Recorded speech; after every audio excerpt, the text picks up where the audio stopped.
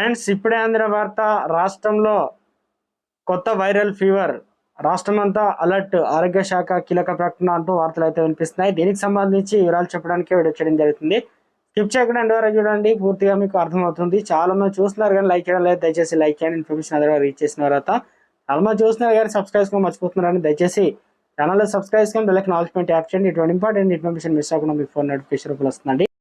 కేరళను మరో viral fever పట్టి పీడిస్తుంది. ఆ రాష్ట్రంలో పలు ప్రాంతాల్లో వెస్ట్ నైల్ ఫీవర్ వ్యాపిస్తుంది. త్రిశూర, మల్లాపురం, కోజికోడ్ జిల్లాలో కేసులు నమోదు అయినట్లు కేరళ రాష్ట్ర ప్రభుత్వం తెలిపింది. అన్ని జిల్లాలు అప్రమత్తంగా ఉండాలని రాష్ట్ర ఆరోగ్య శాఖ ఆదేశించింది. వెస్ట్ నైల్ అనేటువంటి వైరస్ జ్వరం అని ఇన్ఫెక్షన్ సోకిన క్యూలెక్స్ దోమ ద్వారా మానవులకు సంక్రమిస్తుందని ఆరోగ్య శాఖ తెలిపింది. దీనికి ఎటువంటి ఔషధాలు కానీ వ్యాక్సిన్లు లేదని లక్షణాల ఆధారంగా చికిత్స చేయడం, వ్యాధి నిరోధక జాగ్రత్తగా పాటించాలని నిపుణులు అయితే సూచిస్తున్నారు. వెస్ట్ నైల్ ఫీవర్ లక్షణాలు ఈ రకంగా ఉంటుంది. ఇక ఫీవర్ బాధితులు తలనొప్పి, జ్వరం, కండరాల నొప్పులు, తల తిరగడం, జ్ఞాపక శక్తి కోల్పోవడం వంటి లక్షణాలు ఉంటాయని వైద్యులు తెలిపారు. కొందరిలో మాత్రం జ్వరం, తలనొప్పి, వాంతులు, దురద వంటి లక్షణాలు కూడా ఉంటాయని చెప్పారు. కేవలం 1% కేసుల్లో మాత్రం మెదడు దెబ్బతినే ప్రమాదం ఉంటుందని వెల్లడించింది. ఫలితంగా అపస్మారక స్థితిలో జారిపోయే ప్రమాదం ఉంది.